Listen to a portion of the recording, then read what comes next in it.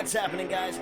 It's Thursday, November 17th. Classic Chris here with an episode of Wrestling Talk. And today, we are talking Crossfire Wrestling. We are under 3 weeks away from Crossfire Wrestling returning to the Merritt Community Center December 3rd for Jingle Bell Brawl V. Now, for those of you who know Crossfire, know that Jingle Bell Brawl is a huge event for Crossfire Wrestling.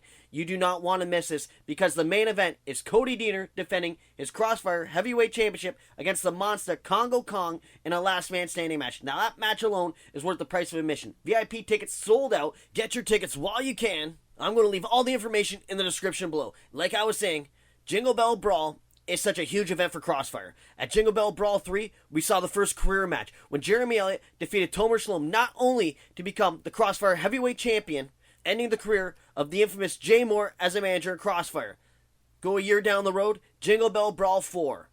Jeremy Elliott, due to an injury, is forced to relinquish the championship, making one of the biggest triple threat match in Crossfire history. Cody Deaner taking on Eric Young versus KONGO Kong for the Crossfire Championship. Long story short, as you all know, Cody Deaner walked out of that match the Crossfire Champion. And here we are, a year to the date, KONGO Kong taking on Cody Deaner for the championship. Now, there's a lot of history in this match. Jay Moore, former manager of Cody Deaner, current manager of KONGO Kong. Nobody in Crossfire knows Cody Deaner better than infamous Jay Moore. Now, that is a huge asset for KONGO Kong.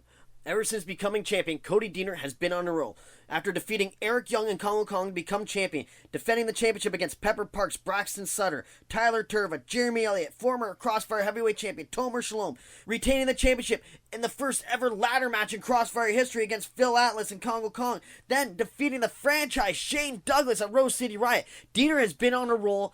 Right now, at Jingle Bell Brawl 5, he is going to be facing the stiffest competition he has ever had because of right now, KONGO Kong and Cody Deaner have yet to lock up one-on-one. And that's where it's going to get interesting. That's why last man standing, it's going to be so interesting. Because you got the wild card Jay Moore on the outside. Like, all I got to say is get your tickets. Go watch Crossfire. Now, not just only that awesome main event we have. There's other great matches on this card. Carter Mason taking on Justin Saint. Now, those two can both throw down. That match, it's going to be fast-paced. It's going to be very entertaining. Another match that's going to be good, Bobby Sharp taking on Phil Atlas.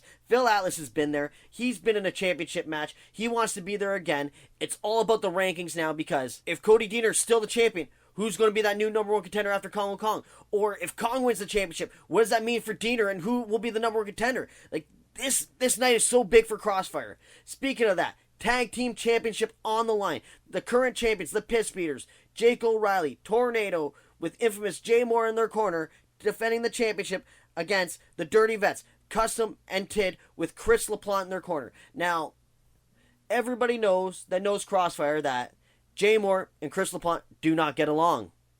In fact, I think Jay Moore hates Chris LaPlante's guts. Like, the proof's out there. You've heard these two in the ring together. You've heard these two on the Bobby Bash show going back and forth. Jay Moore and Chris LaPlante do not like each other.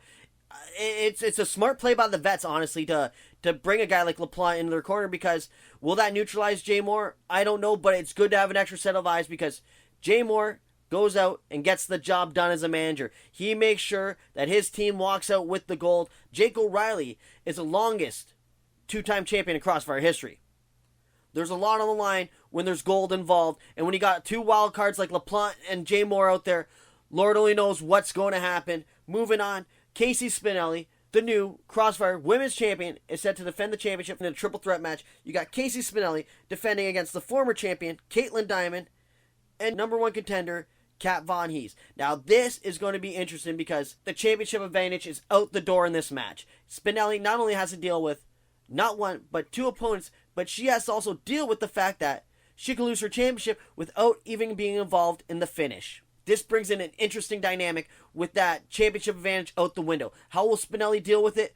Next up, Professionally Jacked taking on the Italianos.